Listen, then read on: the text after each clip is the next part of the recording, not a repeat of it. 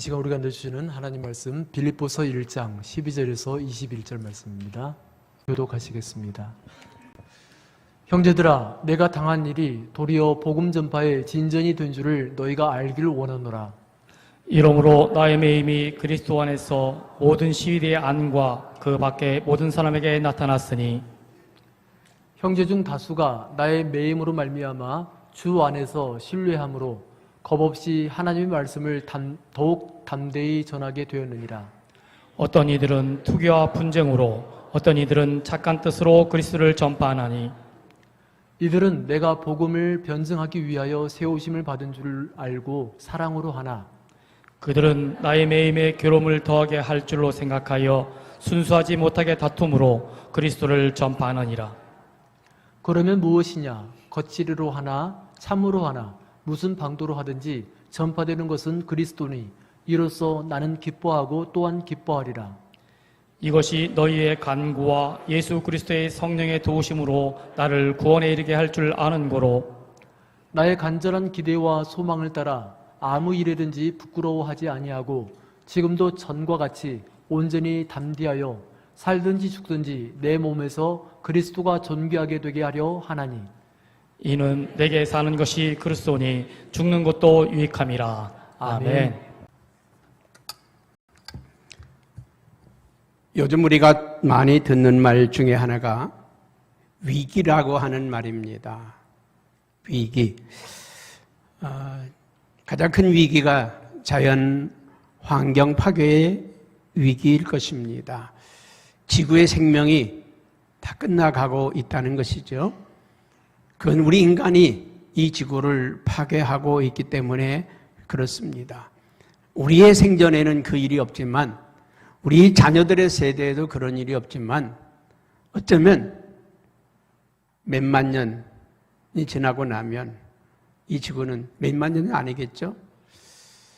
한 1000년까지 갈까? 그런 생각이 들기도 합니다. 지금 지구의 온도가 1도가 올랐답니다. 여러분 1도 오르는데 뭐 대단하겠어요? 1도 오르는 거. 그런데 전체적으로 보면 그 1도가 어마어마한 북극의 얼음이 다 녹아내렸고요. 이제 많지 않답니다. 남극이 얼음이 녹아서 파란 그 풀들이 돋아났답니다. 이게 남극인지 아니면 어디 푸른 초장인지 구분할 수 없을 만큼 그렇게 남극이 해변가를 중심으로 해서 풀이 돋아나는 그런 현상을 보이고 있습니다. 지구 온도 1도가 올라가니까요. 지금 온 세계가 불볕더위입니다. 뿐만이 아닙니다. 어떤 곳에서는 홍수로, 어떤 곳에서는 막 우박이 떨어져 가지고 난리를 치고 있습니다. 전 세계가 아주 기후 위기로 말미암아 어려움을 겪고 있습니다. 뿐만이 아닙니다. 지금 일본 후쿠시마에서는 원전 오염수를 방류한다. 안전하다고 말하지만 그런 어느 정도는 안전하겠지만 안전하겠습니까? 그래도 원전의 폐기물인데 어쩌면 이게 인류 대재앙이 될 수도 있을지 모릅니다. 이게 예측을 잘못했다고 하면 아마 태평양 바다는 완전히 오염될 뿐만 아니라 물고기를 먹을 수 없는 상황이 벌어질 수도 있을지도 모릅니다. 얼마 전에 서울대학에서 놀라운 사실 하나를 발견했습니다. 그게 뭐냐면 이 지구의 축이 바뀌었다는 거예요. 이 지구가 이렇게 축으로 돌아가는데 이 축이 바뀌었다는 거예요. 글쎄 전 세계 사람들이 바뀐 이유를 몰랐는데 그 바뀐 이유를 서울대학에서 발견해냈습니다. 그게 뭐냐면 이 대기 중에 있는 공기가 오염이 되어가지고 이 지구 축이 바뀌었다는 거예요. 아니 공기가 오염됐다고 해서 지구가 뒤틀어진다? 말이 되겠어요? 그런데 이 대기층에 있는 이 공기가 오염될 경우에 그 무게가 어마무시하다는 거죠. 여러분, 지금 우리는 여러 가지 위기, 이건 자연적인 위기뿐만 아니라 우리 인생에도 위기들이 많이 있습니다. 어떤 사람들은 그 위기 앞에서 무너지는 사람들이 있는가 하면, 어떤 사람은 그 위기를 잘 극복해서 축복의 삶으로, 더 나은 삶으로 나아가는 모습을 우리가 보게 됩니다. 오늘 본문의 말씀에 사도 바울이라고 하는 위대한 인물이 나옵니다. 그는 13권의 성경을, 주옥 같은 성경을 기록한 사도이고, 또 많은 교회를, 초대교회를 만들어 놓은 1차, 2차, 3차, 4차 전도여행을 통해서 많은 교회들을 세우고 오늘날의 교회가 있도록 만든 예수님 다음에 위대한 인물이 사도 바울입니다. 12제자보다 더 많은 일을 감당한 사람이 사도 바울입니다. 이 위대한 사도에게도 수없이 많은 위기들이 있었다는 것이죠. 그러나 그 위기는 그를 파멸로 이끈 것이 아니라 위대한 사도가 되도록 만들어준 원동력이었다는 것입니다. 우리는 위기를 어떻게 극복하느냐? 여기에 지혜가 필요한 것입니다. 오래전에 필리핀에 선교를 갔을 때 루손 섬에서, 마닐라에서 배를 타고 민도르라고 하는 섬으로 가는 일정이 있었습니다. 민도르라고 하는 곳에 선교를 알아보기 위해서 이제 그곳을 가는 여정이었습니다. 배로 가면 30분에서 1시간이면 갈 수 있는 거리인데 5시 좀 지나서 도착하면서 여객선이 다 떠나고 나서 어떤 분이 오셔서 그 여객선 타는 비용만 내면 이 작은 고깃배 같은 거 있잖아요. 그걸로 가서 1시간이면 가니까 가서 우리를 그 다음 날까지 다 섬 구경시켜주고 그 경비만 받고 해주겠다는 거예요. 뭐 횡재한 거죠.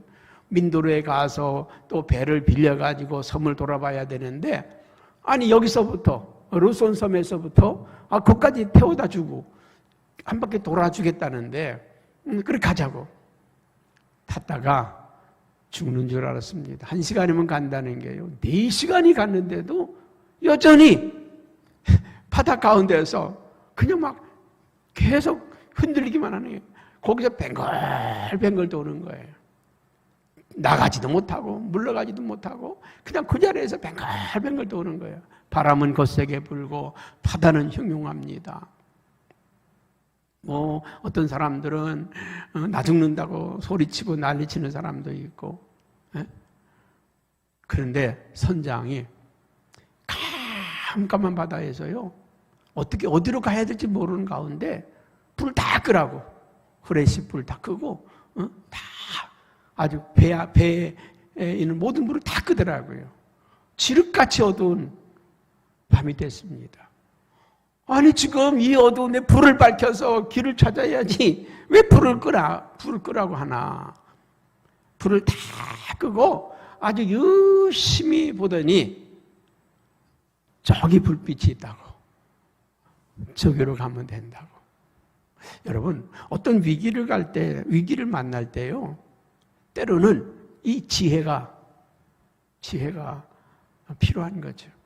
다 불을 끄고 나니까 불빛이 보이는 거예요.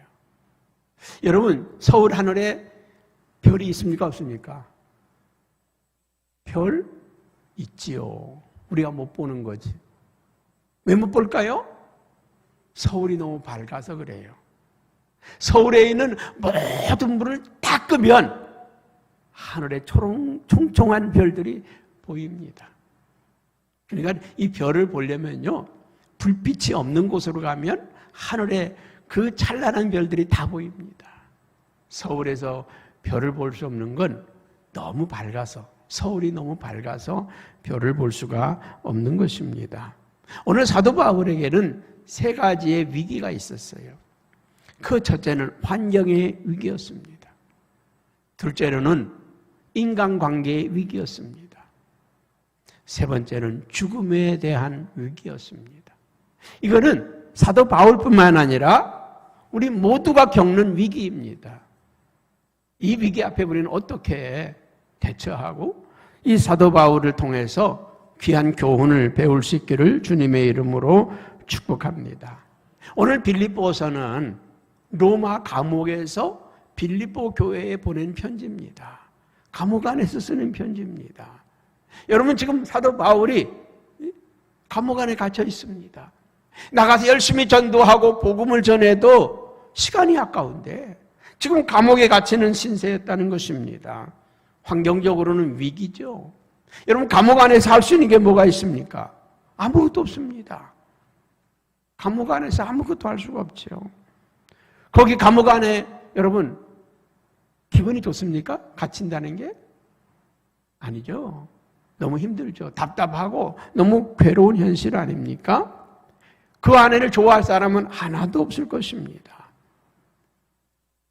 그런데 사도 바울은 이 감옥 안에 갇힌 것이 자기에게는 복음의 진보를 가져왔다는 거예요. 하나님의 일을 하는데 더 잘 됐다는 거예요. 그리고 감옥 안에 있는 게 자기가 자기 일을 하는데 너무 좋다는 거예요. 그 김진홍 목사님이 청계천에서요 빈민운동 하다가 감옥에 들어갔습니다. 감옥에 들어가서 오래전 일이죠. 50대 일이니까 감옥에 들어가는데 그 목사님에게는 그 감옥이 그분에게는 최고의 축복의 장소였습니다. 왠지 아세요? 막 바깥에서 막 그냥 이 데모하고 막 대정부 투쟁하고 그러던 그분이 감옥 안에 가서 아무것도 할 수 없는 그 환경 가운데 놓여져 있을 때 어느 날 기도하다가 하나님 나를 좀 풀어주십시오. 이 부조리하고 불합리한 이 사회를 바꿔야 되지 않겠습니까? 이 정권 뒤집어야 되지 않겠습니까? 그런데 어느 날 그 추운 겨울에 막 추위가 몰아닥치는데 뭐 견딜 수가 없대요. 그런데 어느 날 그 추위에 떨고 있는데 갑자기 따뜻해 오더래요. 갑자기 온기를 느끼면서 누군가가 자기를 꼭 안아주는 그런 느낌을 받게 되었답니다. 그 순간에 그 목사님이 그런 고백을 주님이 지금 오셨네요. 주님이 지금 나를 안아주셨네요. 그래서 그분의 목사님 눈에서 뜨거운 눈물을 흘리면서 기도가 바뀌었어요. 기도가 바뀌었어요. 주님의 마음으로 보기 시작한 거예요. 그리고 그 안에서 이제 성경을 읽기 시작을 했습니다. 아, 내가 이 도시 빈민운동 하면서 성경도 못 보고 목사라고 성경도 제대로 볼 시간도 없고 이랬는데 이 안에서 내가 성경을 이렇게 볼 수 있는 시간을 주신 하나님 너무 감사합니다. 나보고 성경 읽으라고 여기다가 보내셨네요.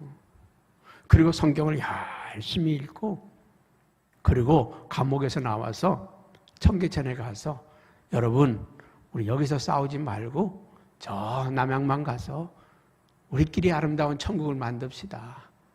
그래서 그 청계천에 있는 사람들을 데리고 저 남양만에 가서 만든 게 둘의 마을입니다. 그리고 지금은 저 구리 그쪽에서 이제 옮겨서 거기서 이 둘의 공동체를 하시고 뭐 은퇴하셨는데 그분이 감옥에 안 들어갔다고 하면 역시 지금도 아마 청계천에서 이거 하고 있을지 몰라요. 그런데 그 감옥에서 예수님 만나고 성경 말씀을 깊이 읽으면서 큰 은혜의 세계로 바뀌어진 것을 우리가 볼 수가 있습니다. 오늘 사도 바울은 그런 고백을 합니다. 뭐라고 고백을 하느냐 하면 12절 말씀 같이 한번 볼까요? 형제들아 내가 당한 일이 도리어 복음 전파의 진전이 된 줄을 너희가 알기를 원하노라. 여러분 사도 바울이 우리가 볼 때는 대단한 인물입니다. 사도 바울이 대단한 인물입니다. 그런데 로마라고 하는 나라 그 정부에서 볼 때는 사도 바울이 누굽니까? 이단자요. 나쁜 놈이고 죄수고 별 볼 없는 인생입니다. 로마의 원로원 장군이 만나줍니까? 귀족들이 그를 상대해 줍니까? 아무도 안 만나줘요. 지금 하나님이 이 사도 바울을 감옥에 가두었는데 그 감옥은 정치범 수용소였습니다. 왜냐하면 이 바울이 로마 정부에 항거한다고, 로마의 정부의 뜻을 어긴다고, 가이사의 뜻을 어긴다고 고발당해가지고 간 거거든요. 정치범으로 간 거예요. 어디에 갇혔다고요? 정치범 수용소에 갇힌 거예요. 자, 그 안에서 사도 바울은 많은 사람들, 죄수들을 만납니다. 어떤 죄수들을 만날까요? 로마 정부에 항거하던, 데모하던 사람들, 반역했던 사람들, 전쟁에 실패한 사람들, 황제의 뜻을 어긴 사람, 북한에서는 김정은이가 연설하는데 깜빡 졸았다고 사형당하기도 하고 그러는데, 가이사의 명예에 어겼다고, 가이사의 뜻을 안 따랐다고, 나라를 잘못 다스렸다고, 이런 정치범들이 들어오잖아요. 이 사람들은 로마의 대단한 사람들인데 감옥에 앉아가지고요, 들어오는 족족 만나서 당신 어떻게 들어왔어? 뭐 하다가 왔어?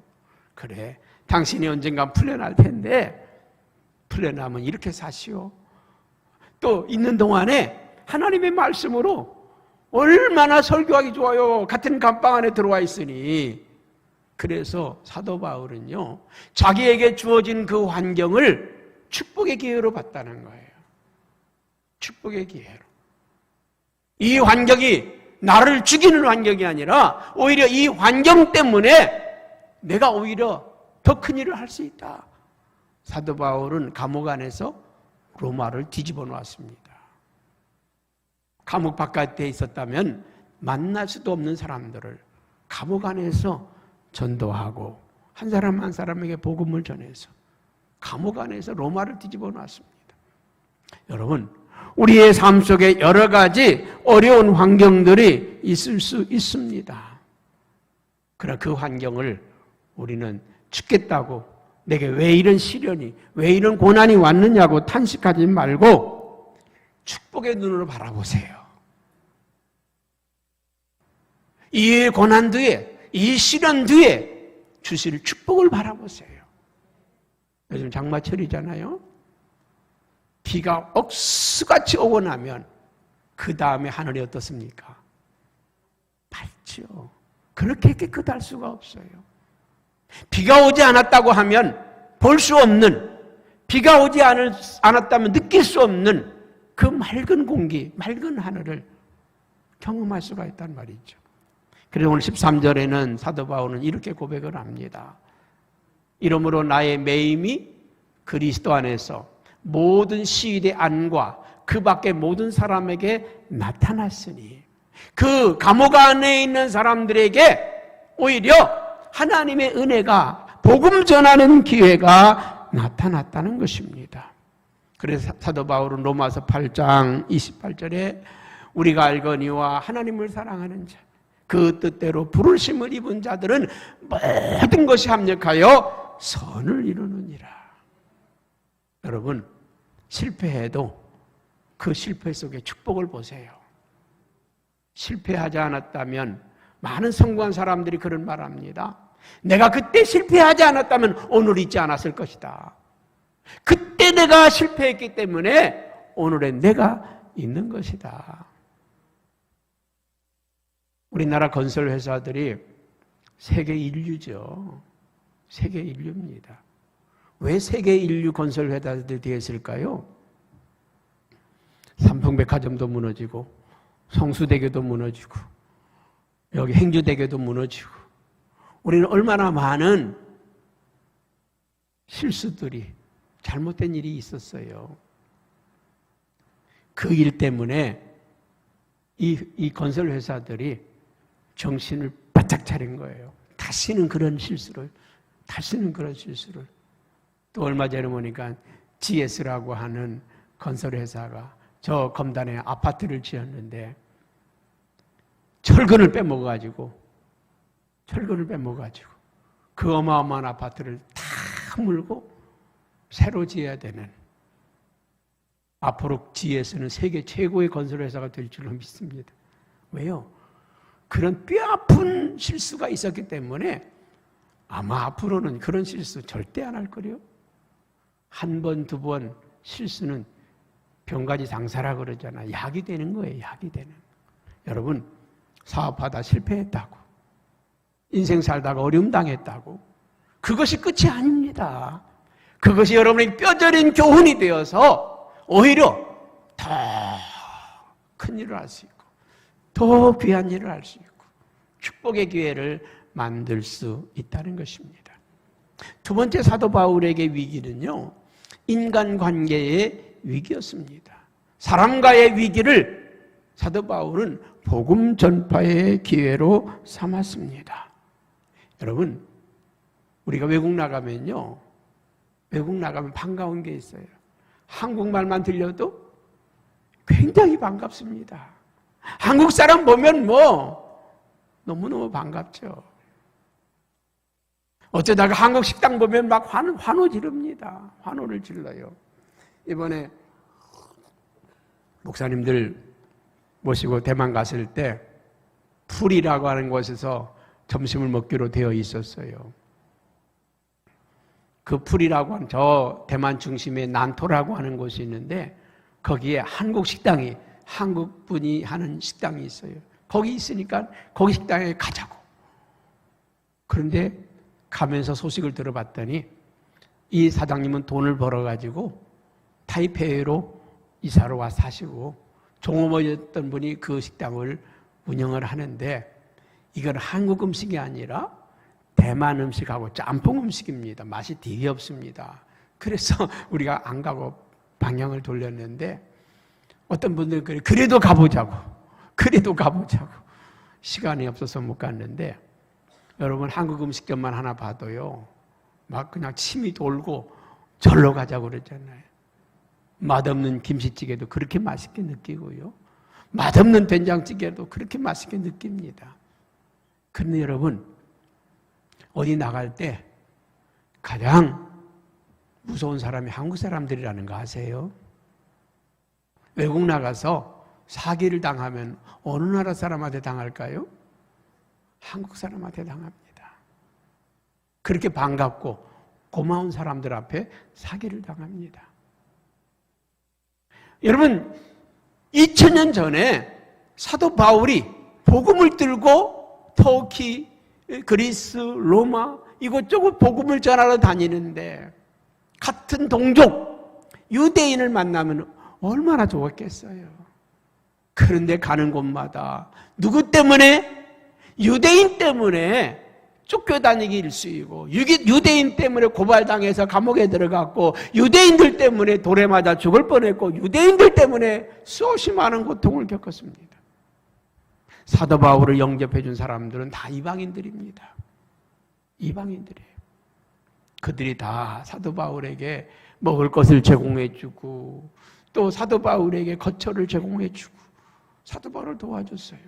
유대인들 때문에 여러분 교회를 세워놨으면 일꾼을 세웠으면 얼마나 뿌듯합니까?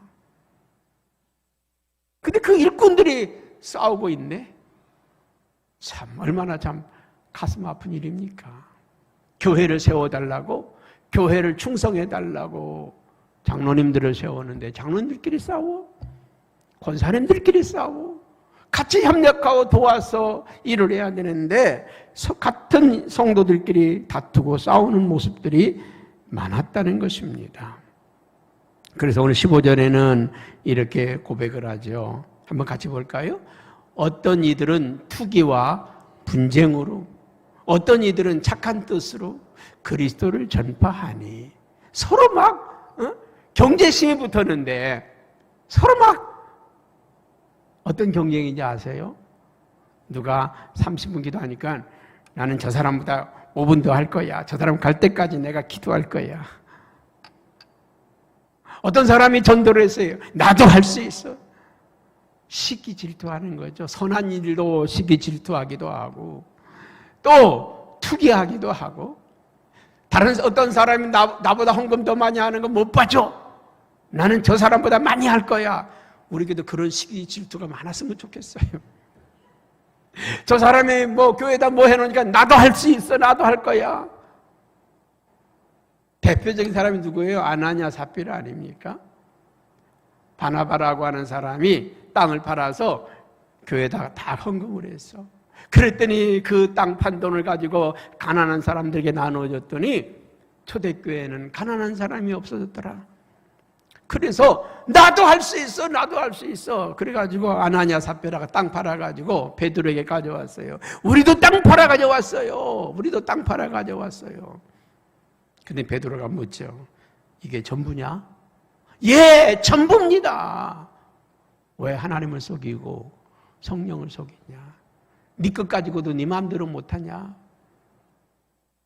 그 자리에서 삽비라가 죽죠. 아나냐가 옵니다. 이게 전부냐? 예, 전부입니다. 왜 속이냐? 지금 네 아내가 지금 죽어 장례가 나가는 걸 못 보냐? 아나냐 삽비라가 땅 팔아서 절반 헌금 드리고도 죽었다고요. 우리가 하나님께 드리는 건요, 억지로 드리는 거 아니에요. 인색함으로 드리는 게 아니에요. 시기 질투로 드리는 게 아니에요. 하나님의 은혜가 너무 감사해서, 하나님이 내게 주신 축복이 너무 감사해서 그래서 드리는 거잖아요. 우리 헌금 드리고 싶지 않은 사람은 안 드려도 괜찮아요. 헌금 드리는 데 대해서 여러분들이 인색하지 마세요. 여러분, 하나님은 우리가 드리고 싶어 하는 것보다 얼마큼? 1000배를 더 주고 싶어 해요. 1000배를 더 주고 싶어 해요. 여러분 집에서 손주들이 말이죠. 뭐 맛있는 거 없으면 야, 할아버지 좀 아이스크림 좀 줄래? 싫어. 여러분, 할아버지가 그거 뺏어 먹고 싶은 거예요? 애들의 관심을 끌고 싶은 거죠. 할아버지는 10개는 더 사줄 수 있는데 10개만 더 사줄 수 있습니까? 1000개는 더 사줄 수 있죠. 여러분, 여호와를 기뻐하라. 저가 내 마음의 소원을 이루어 주시리라. 우리가 하나님을 기쁘시게 하고 하나님을 영화롭게 하면 그분은 우리에게 복을 주시는데 쌓을 곳이 없도록 부어주실 수 있는 분입니다. 여러분의 기업을 100배, 1000배로 키워줄 수 있는 분입니다. 여러분 인생 자랑하지 마세요. 건강하다고? 언제 누가 먼저 갈지 몰라요. 돈 많이 있다고? 그 언제 하루아침에 휴지가 조각될지 몰라요. 저 GS건설이요. 저 아파트 쳐서 돈 벌려고 저거 검단에 몇천 채가 될지 모르지만 그거 한 번 설계 잘못해서 실수하니까 얼마의 돈이 나갈지 몰라. 좀 작은 회사 같으면 끝났어요. 그렇습니다. 우리 인생은요, 이게 언제 뒤집힐지 몰라요. 하나님이 우리의 생명을 지켜주셔야 안전하고, 하나님 우리의 가정을 지켜주셔야 안전하고, 하나님 우리의 사업을 지켜주셔야 안전하고. 여러분, 날마다 예수 그리스도 나의 주님이십니다. 내 생명의 주인이십니다. 내 가정의 주인이십니다. 내 사업의 주인이십니다. 이 고백하며 사시기 바랍니다. 여러분 생명 여러분 게 아니에요. 여러분 생명 여러분 게 아니에요. 저도 이제 뭐 얼마 안 살았지만 제 친구들 가운데 벌써 먼저 가는 사람들이 있어. 더 이상 공당이 지탱이 안 돼서 목회를 내려놓은 친구 목사들도 몇 사람이 돼요. 내가 언젠가 찾아가서만, 야, 김 목사 왜 그만뒀냐? 부목사 교회에서 부목사 세워서 1년만 치료하고 계속 하라고 그러는데 나 양심상 못하겠다. 왜? 성경을 읽으면 앞이 캄캄해. 안 보여. 내가 책이 읽혀지질 않아. 근데 내가 무슨 양심 가지고 목회를 하냐. 그만두고 몇 달이 지나니까 좋아져가지고요. 내가 그랬잖아. 좀 한 1년만 쉬어보라고. 여러분, 우리가 우리 마음대로 못해요. 생명도, 사업도, 가정도, 우리 꿈도, 미래도 그렇습니다. 하나님이. 여러분 지금 대한민국에는 나 이만큼 왔어요. 대단하게 왔어요. 그런데 김정은이가 오판해가지고 핵무기 하나만 서울에 떨어뜨려 봐요. 다 장난하는 겁니다. 우리는 북구덩이 가운데서도요 신나게 살아가고 있어요. 여러분 우리 하나님이 불꽃 같은 눈으로 이 나라 지키고 보호하시고 있는 줄로 믿습니다. 그래서 오늘 사도 바울은 이렇게 말씀을 하고 있습니다. 18절에 한번 같이 볼까요? 그러면 무엇이냐? 거칠애로 하나 참으로 하나 무슨 방도로 하든지 전파되는 것은 그리스도니 이로써 나는 기뻐하고 또한 기뻐하리라. 성도들끼리 서로 다투고 싸워도 그래도 하나님의 일이 하나님의 선한 일을 위해서 싸우고 다투니 좋지 않냐 그 말입니다. 오늘 이 교회는요 4장 2절에 보니까 이 대표적인 두 여자가 싸우고 있어. 하나는 유오디아라고 하는 여자이고요. 또 하나는 순두계라고 하는 여자입니다. 이 두 여자가 이 빌립보 교회에서는 굉장히 파워 있는 여자들 같아요. 그래서 이 두 여자에게 말합니다. 주 안에서 같은 마음을 품어라. 주 안에서 같은 마음을 품어라. 왜 우리가 다투고 싸우는가? 서로 마음이 달라서 그래요. 우리 성현교회는 한 마음이 되시길 바랍니다. 주님과 한 마음, 목사님과 한 마음, 우리 온 성도들이 한 마음으로 달려갈 수 있길 바랍니다. 왜 목사님 글로 가세요? 왜 목사님 그 일을 하세요? 만약에 목사님이 성경에 하나님 말씀에 위배되는 곳으로 가고 있다면 장로님들이 막아서야지요. 안 막아서면 장로님들이 자격이 없는 거죠. 자격이 없는 거죠. 여러분 선교하는 일은 교회의 본질이고 목표이고 방향입니다. 그거 하기 위해서 교회가 있는 거예요. 그럼 목사가 선교하자고. 우리가 하나님의 나라, 우리가 빚을 졌으니 빚을 갚자고. 교회의 존재의 목적은요, 영혼 구원하는 거예요. 영혼 구원하는 일을 위해서는요, 우리의 모든 걸 다 써도 아깝지 않은 거예요.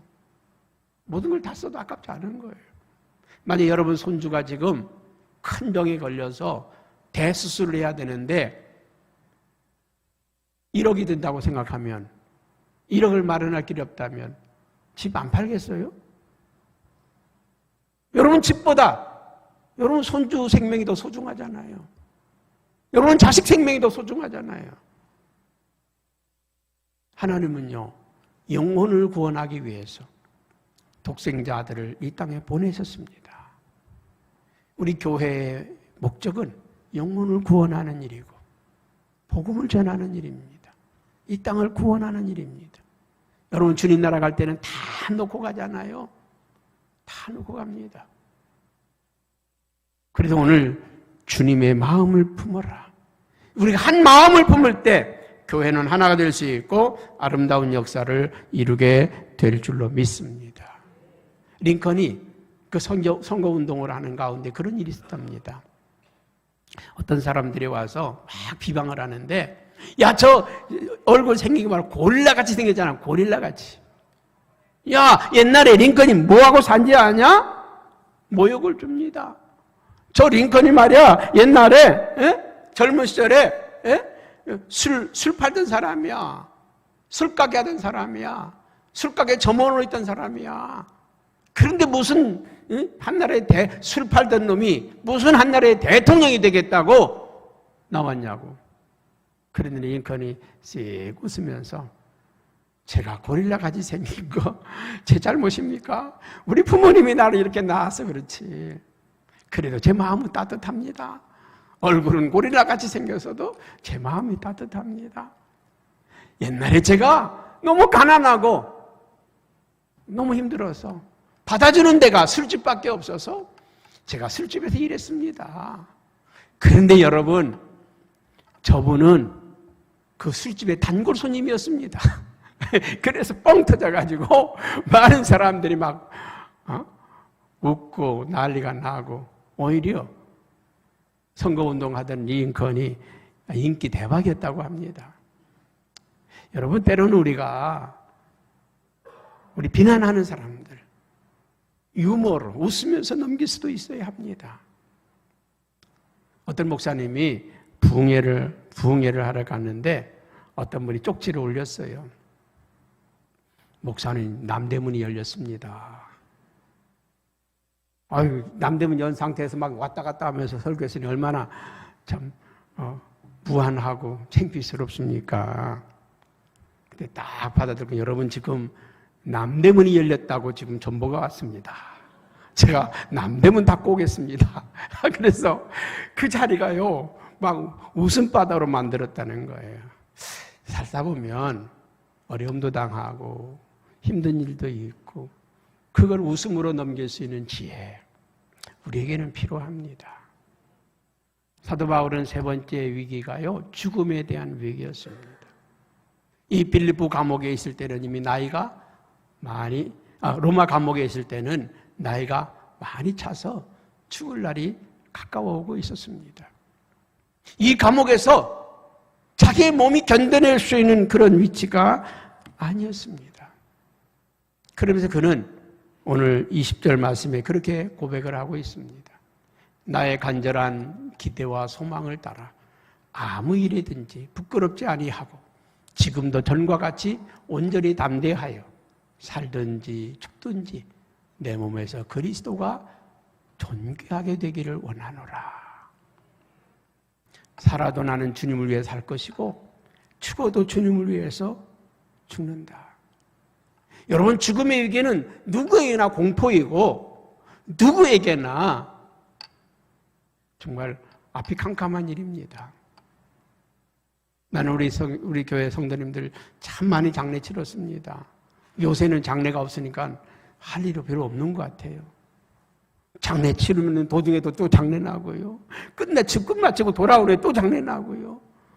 아이고, 일주일에 2번, 3번 막 장례를 치르고 그러던 때가 있었어요. 근데 장례를 치를 때마다 제가 특별한 일 아닌 이상은 마지막 입관 때 그 마지막 우리 가시는 성도님들을 지켜보면서 마음으로 기도를 합니다. 이렇게 권사님하고 대화를 하죠. 권사님, 그동안에 참 고마웠어요. 난 권사님 사랑 잊지 않을 거예요. 우리 천국 가서 만날 때까지 천국 가서 나 위해서 기도해 주세요. 그래서 그 마음으로 계속 기도합니다. 그런데 장례 치를 때마다요, 느끼는 게 한 가지가 있어요. 이렇게 편안하다면 나도 지금 가고 싶네. 근데 그런 기도에 권사님, 나랑 바꿉시다. 내가 그 자리에 눕고 권사님 일어나. 바꿉시다. 여러분, 죽음이 결코 두려운 게 아니에요. 두려운 게 아닙니다. 신앙생활 잘 하신 분들을 보면 아주 편안하게, 너무 편안해요. 가족들은요, 돌아가셨다고 울고 불고 난리인데 쳐다보면 속 터질 때가 있어요. 야, 그동안에 이 땅에 사는 날 동안 그렇게 질병으로 고통나고 아파했다가 이제 그 짐을 벗었으니 감사해야지. 그렇게 힘든 인생을 살아오셨는데 이제 그 짐을 내려놨으니까 감사해야지. 누구 위해서 우는 거예요? 돌아가신 분 위해서 우는 게 아니에요. 자기를 위해서 우는 거예요. 내가 이 어떻게 사냐고. 산 사람은 다 살 수 있어요. 오늘 사도 바울은 이 두 가지 이 사실 앞에서요, 그런 고백을 해요. 오늘 23절, 24절에 보면 그런 고백을 합니다. 읽지 않았는데 23절, 24절 한번 볼까요? 내가 그 둘 사이에 끼었으니, 죽음과 삶의 그 둘 가운데 끼었으니 차라리 이 세상을 떠나서 그리스도와 함께 있는 것이 내게는 훨씬 더 좋은 일이다. 주님 앞에 가는 게 훨씬 좋은 일이라는 거예요. 여러분, 우리 그리스도인들은요, 자살 말고 주님이 부르셔서 가는 죽음이라면 사모해야 될 일입니다. 기다려야 될 일이에요. 주님이 부르시는 그날을 사모해야 돼. 가고 싶어 해야 돼. 옛날에 우리 성도들은 낮에나 밤에나 눈물 머금고 내 주님 오시기를 고대합니다. 그런 찬송을 불렀어요. 내가 그 둘 사이에 끼었으니 차라리 이 세상에서 떠나 그리스도와 함께 있는 것이 내게는 훨씬 더 좋은 일이다. 그렇게 하고 싶으나 내가 육신으로 있는 것은 너희를 위하여 더 유익하리라. 하루라도 사도 바울이 더 살아야 이 빌립보 교회 성도들에게 한 번이라도 더 설교하고 한 번이라도 더 말씀을 전하게, 그러기 위해서 내가 존재하는 거다. 그 사도 바울의 고백이 그거 아닙니까? 나는 살아도 주를 위하여, 죽어도 주를 위하여. 여러분, 진정한 믿음의 사람들은 이 죽음의 벽을 넘어선 사람들입니다. 죽음이 끝이 아니라 새로운 시작이고, 죽음은 안식입니다. 죽음이 우리를 나눌 때가 있습니다. 부부 사이를 나눌 때가 있고, 또 부모와 자녀 사이를 나눌 때가 있고, 형제 사이를 나눌 때가 있고, 친구 사이를 나눌 때가 있습니다. 그래서 기독교인들은요, 장례가 잔치입니다. 그래서 마지막 우리의 예배가 천국 환송 예배지 않습니까? 주님 나라 보내드리는. 여러분, 진정한 믿음은 죽음에 대한 두려움, 공포를 이겨내는 겁니다. 여러분, 죽음에 대한 두려움, 죽음은 주님의 품에 안겨서 편히 자는 거다. 그 사도 바울 고백처럼 내가 주님 앞에, 이 세상에 있는 것보다 주님 앞에 가는 것이 더 원하는 바이고 내 소망이지만은 내가 너희 때문에 이 땅에 더 있는 것이다. 너희를 위해서 내가 있는 것이고 내가 있으므로 너희가 유익하게 되는 것이라고 고백합니다. 우리 앞에 여러분 자연의 환경에 위기가 올 수도 있고, 때로는 관계의 위기가 올 수도 있고, 때로는 죽음의 위기가 올 수 있습니다. 이 위기를 잘 극복하는, 그래 위기라고 하는 말은 위태로운 기회라고 하는 말입니다. 여러분, 위기를 위기라고 생각하지 말고 기회로 여기시고, 야, 하나님 내게 무슨 축복을 주시려고? 내게 어떤 선물을 주시려고 이런 고난을 주셨어? 이런 어려움을 주셨어? 잘 이겨내자, 견뎌내자, 승리하는 우리 모두가 되기를 축복합니다. 기도하겠습니다.